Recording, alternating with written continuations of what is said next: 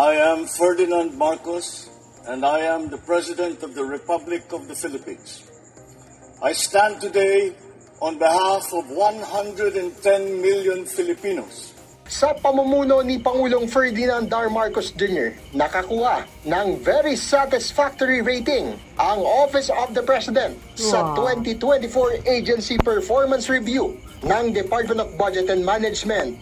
Ito ang grado na ibinibigay sa bawat ahensya batay sa paggamit ng kanilang pondo noong 2024. Sa APR report na tinatawag ding Budget ng Bayan Monitor, namarkahan ng OP ng 4.53% rating. Malapit na sa perfect score na 5%.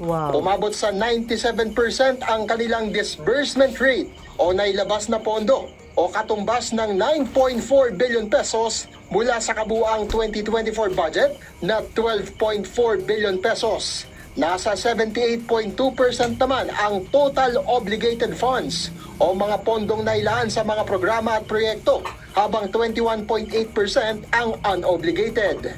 The budget ng Bayan Monitor stands as a reflection of the government's collective commitment to ensure that every peso entrusted to the government is spent not only with care but with purpose, so that it truly transforms the lives of our people. Very satisfactory rating din ang grado ng Presidential Communications Office na may 2.5 billion pesos o 92.2% obligated funds. Ang Office of the Vice President nakakuha rin ng very satisfactory rating.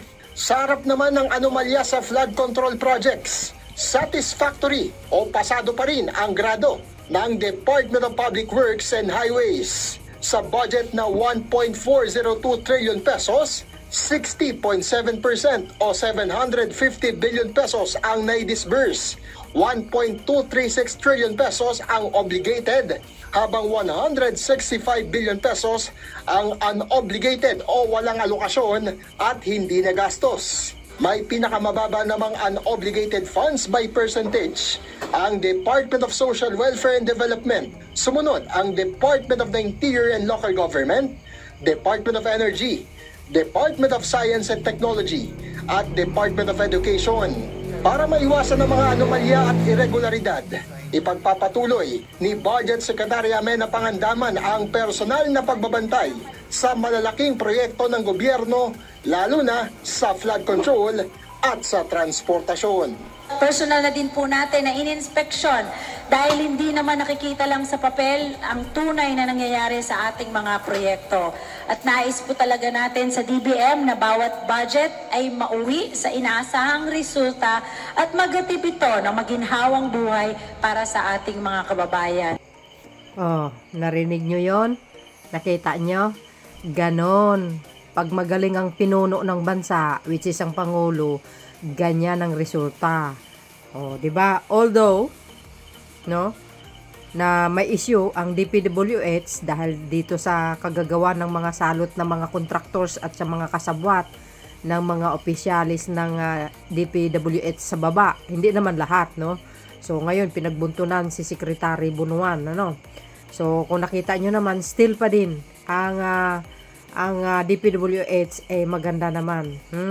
So, alam nyo mga kababayan, sa totoo lang, kung tayo po ay nagkakaisa, nagtutulungan, suportahan ng Pangulo, walang bumabatikos, sinasabi ko sa inyo magiging number 1 tayo sa buong mundo, sa totoo lang.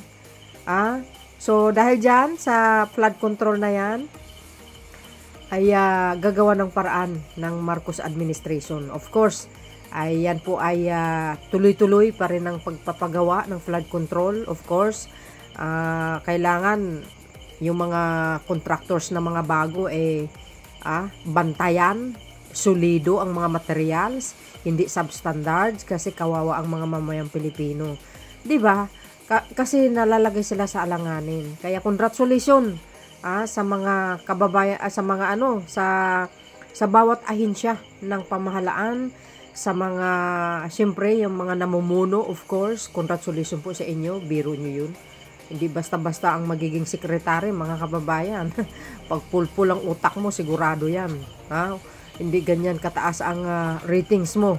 So, ngayon, at mayroon po tayong, kumbaga, ang Marcos administration, alam na nila ngayon, ang pinaka-problema sa mga kurakot, na mga contractors, yung mga kasabwat, kaya for sure yan, bantay sa lakay, bantay sarado itong Marcos administration. Si Pangulong Marcos Jr. pa, learn and lesson yan sa mga contractors, sa mga kasabwat, yung ibang politisyan na kasabwat, tumigil-tigil na kayo, kawawa naman ang nasasakupan nyo. Naalala ko yung in-upload kong video, mga kababayan, dyan po sa Mandawi, Cebu, natitrigger sila doon sa panawagan ng Pangulo. Kaya kung nakikita nyo, nagsisipag na sila tuloy, nagkanda o gaga sa pag-repair doon sa rip-rap na flood control dyan sa Mandawi. Sobrang natatawa ako sa kanila. Ngayon, naalarma kayo, natitrigger. So dahil dito, mga bes, dahil dito, mga kababayan, congratulations sa performance ng bawat ahensya ng pamahalaan. And pasok din ng PCO, no? Alam niyo naman, si Secretary Yusek Castro, talagang magaling po yun. Magpapaliwanag. Defender ng Pangulo at ng pamahalaan. So, yun guys, courtesy po ng PTV. Maraming salamat sa inyo. Gaganda at gaganda pa rin yan. Magtulungan na lang po at suportahan na lang po ang Marcos admin. Yan naman po ay para naman po sa lahat, hindi lang para sa isang tao lang. 'Di ba? Ibig sabihin para sa mamamayang Pilipino. Thank you for watching, mga kababayan. See you again na may next-upload. Bye. Yan babus. God bless Philippines. Ang mga problema kailangan solusyonan. Kaya nga sabi ng Pangulo, managot ang dapat managot. At tuloy-tuloy pa rin ang serbisyo para sa mamayang Pilipino. God bless Philippines. See you again, guys. Babus!